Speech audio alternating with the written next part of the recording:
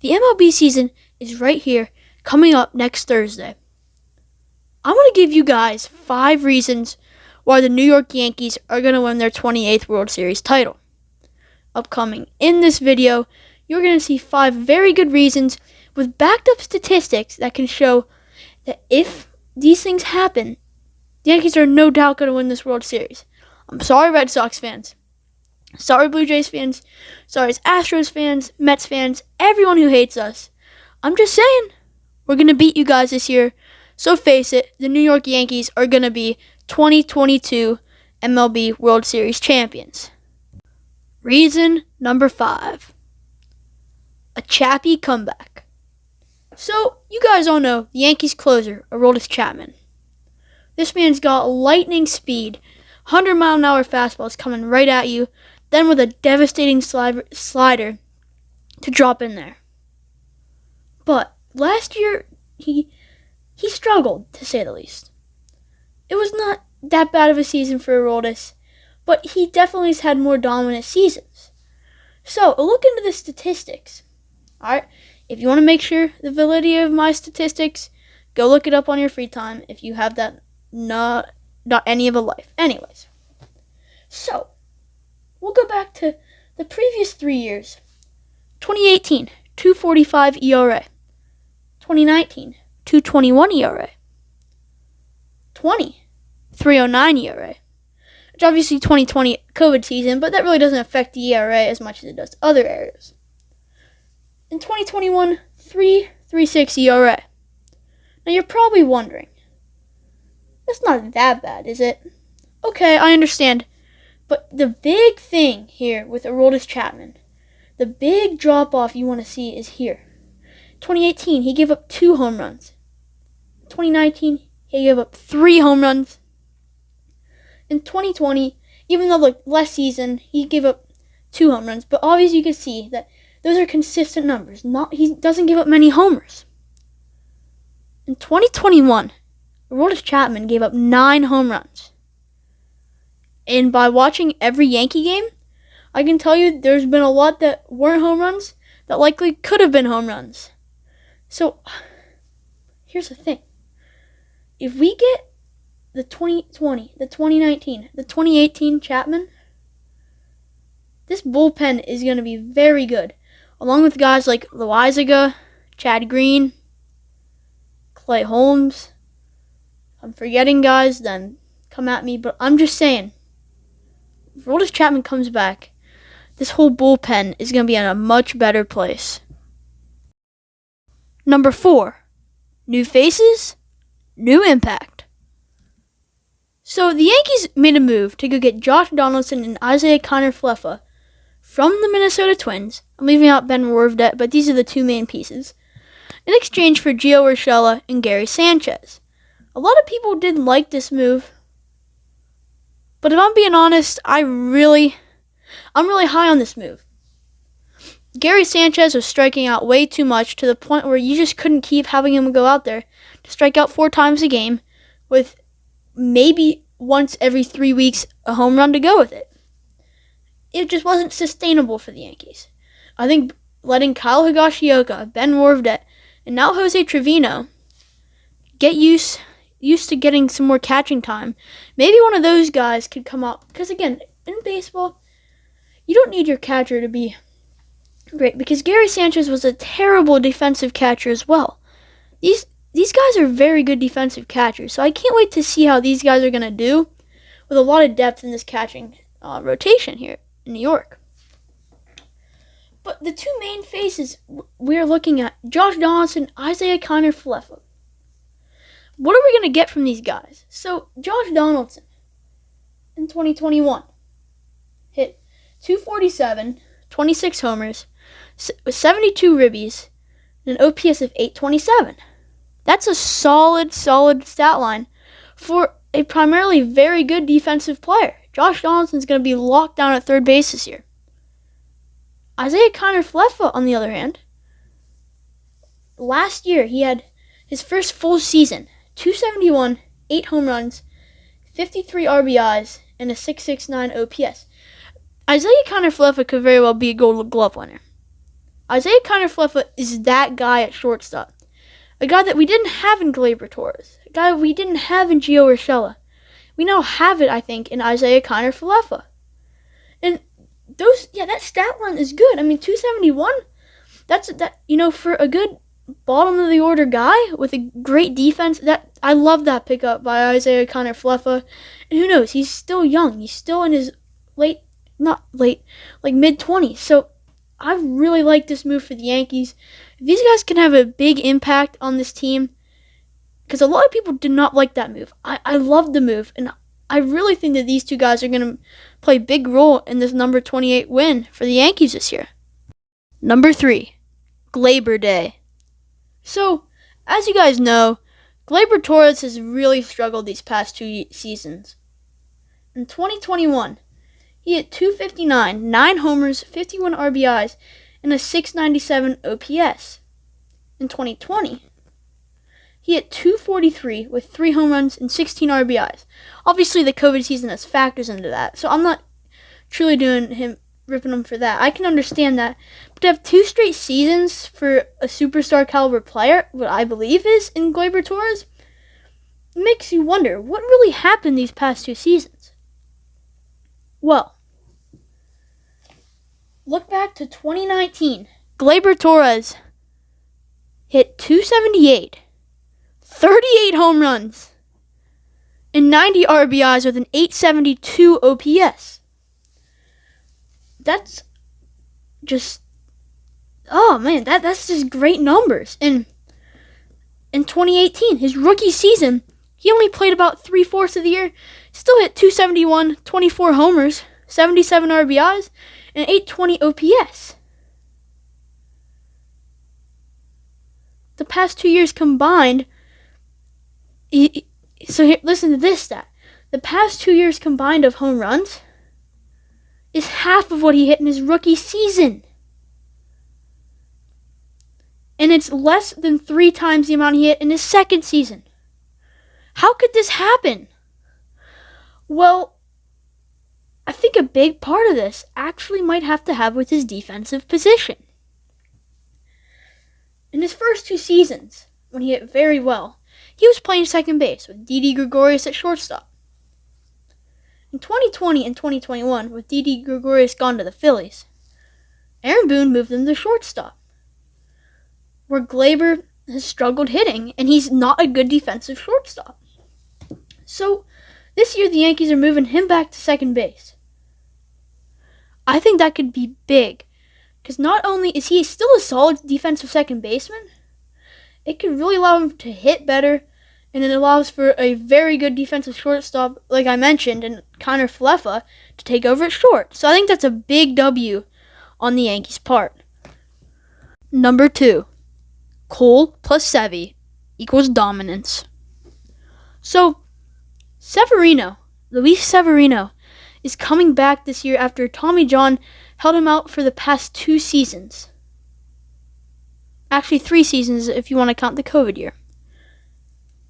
Luis Severino is a great pitcher.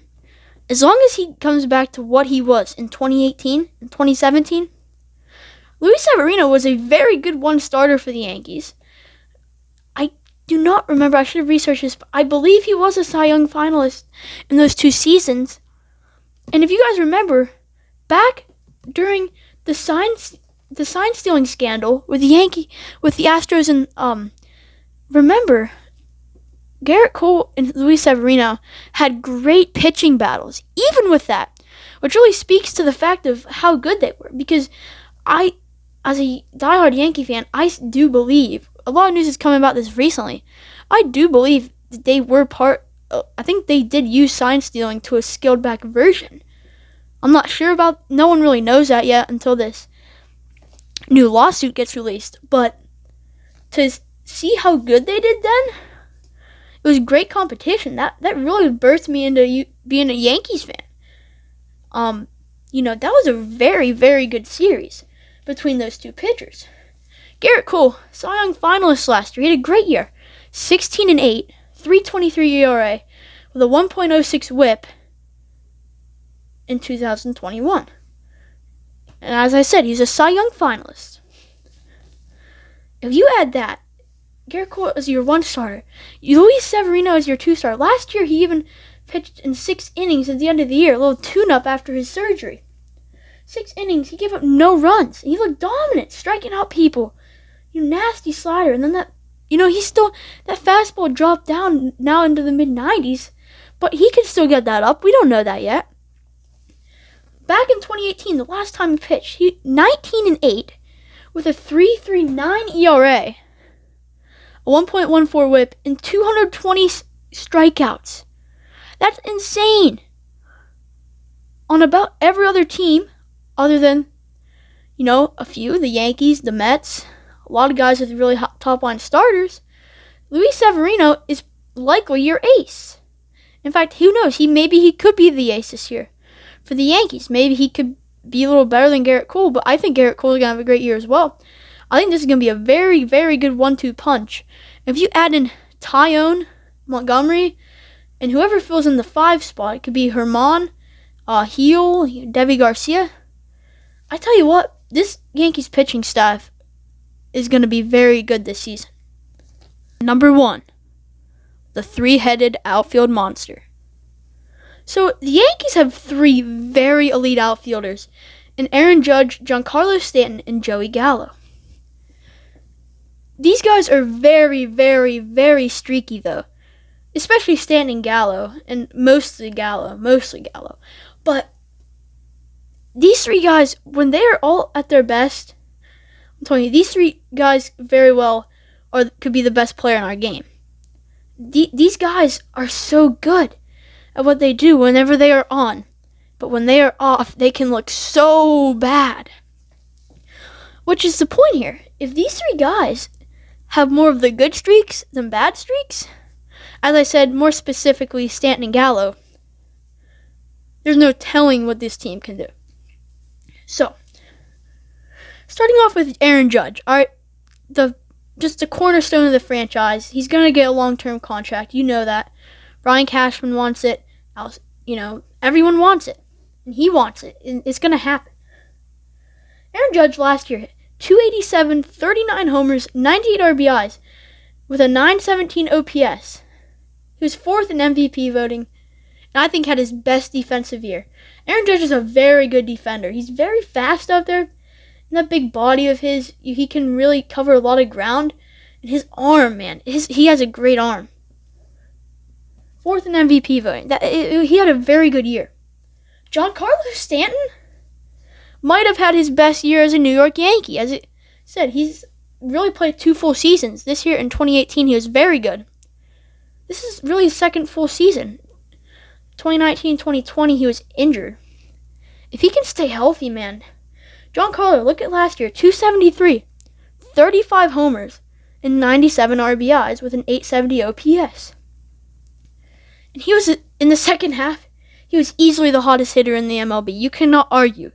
I understand Ohtani and Vladdy were probably the 2 best hitters over the whole entire year. Nobody could stop Giancarlo Stanton in July, August, and September. Nobody could. All right, in those 3 months, he hit over 20 home runs. He had a very bad start of the year. He had over half of his home runs in those 3 months. It was insane how good he was. And I think the big thing you want to take away from this is Giancarlo is better when he's playing in left field and not the DH. Okay? Whenever the Yankees got Gallo, they kind of made a decision because they also got Rizzo and they played Giancarlo some in the outfield, because Brett Gardner, he's been such a good player for the Yankees, but I mean, he was not very good hitting last year, so they made a decision. We're going to gamble here. We're going to put Gallo in center. Now that we got that big arm, we're going to put Gallo in center, keep Judge in right, and put Stanton in left and see what happens. And, look, this wasn't it, all the time, but for the time he was, about half the games in the second half, Giancarlo was out there on the left, and, I mean, you can see what he was doing hitting. I don't know if it's just mental with Giancarlo, but, man, I tell you what, if he's on, because, I mean, I tell you what, Giancarlo, he's honestly my favorite Yankee player. He can hit the ball so hard. So hard. And we'll finish off with Joey Gallo. And here's the very, very interesting splits last year with Texas. 223. Obviously, 223 average is terrible. But for a guy like Gallo, that's not that bad because he's a career below he's a career below 200 hitter. So last year, as I said, 223, 25 home runs and 55 RBIs with an 869 OPS. That's one half of the season, remind you. That's a little bit over a half of the season. 25 home runs and 55 RBIs. Then he goes with the Yankees. 160 average. 13 home runs. 22 RBIs. And a 707 OPS. Look. It happens to a lot of players. They arrive in New York. They get the jitters. I couldn't even imagine playing in Yankee Stadium. It's my dream. It'd be my dream. It's so many people's dreams to play there. Think about the great players. Babe Ruth, Mickey Mantle, Joe DiMaggio, Lou Gehrig. Derek Jeter. How can I forget him? Alex Rodriguez. Roger Clemens. More controversial names, but you understand what I'm saying. It's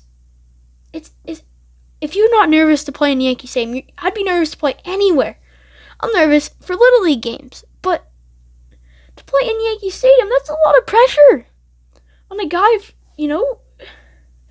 from near Nevada. There's not many people that live in Nevada. I know Vegas is pretty packed, but he's not even near Vegas. That'd be tough for him. So, but when he was on, that Field of Dreams game, he was mashing balls. That series, Joey Gallo, my apologies, Joey Gallo was on. And when he's on, man, when Joey Gallo's on, I think he is the best hitter in the game. So, and what he also brings you is a great arm, good speed on the base pass.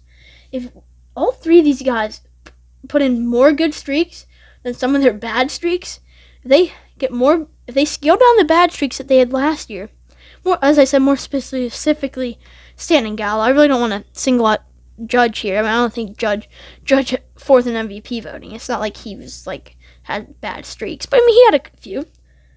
If these guys have good streaks, I think they will have good streaks, because all three of them have had very good springs so far. The sky's the limit for this team. That's a wrap for today's video. As I said, the Yankees are going to win number 28.